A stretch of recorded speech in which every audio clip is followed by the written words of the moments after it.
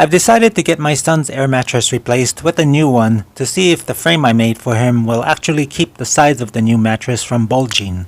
This is also part 1 of 2 for attempting to troubleshoot the leaking air problem with his old mattress. In this part 1 video, I'll first get this new mattress set up and briefly mention the problems I had with that next.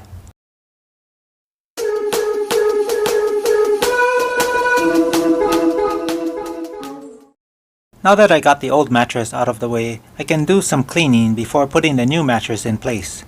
One thing I like most about these air mattresses are that they're so easy to set up.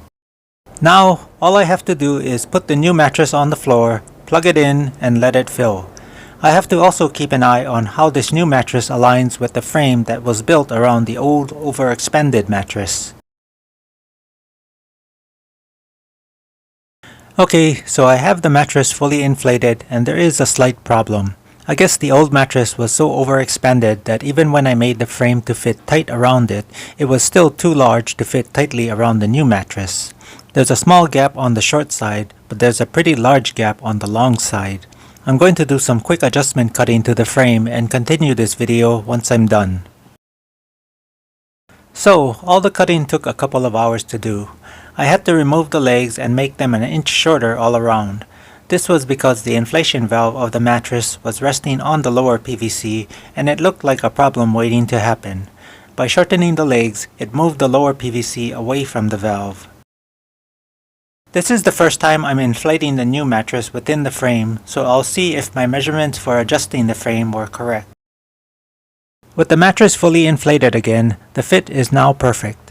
The short and long side of the frame are now snug against the mattress, and I'm thinking this should really help with preventing the bulging, but I'll have to wait and see how things go in the next few months. I've already done some research into leaking air mattresses, and it seems to be pretty common. Something else I found interesting that was also common was that people who tried checking the rubber fabric of the mattress itself tended to not find anything wrong with the mattress. Considering how slow the leak is, I didn't think it would be a hole in the fabric. It seems more like the leak is from the valve. Maybe not a great seal or damaged O-rings. Hard to say, but it is leaking too slow to be a hole. In part 2, you'll see what I do to troubleshoot the leaking old mattress. Keep an eye on the description of this video and I'll add updates to the top to let you know if anything important occurs related to bulging or leaks with the new mattress. I hope this can help you with your own air mattress. Leave any questions and comments you have in the comment section down below. That's all I have for now, and I'll catch you in the next video.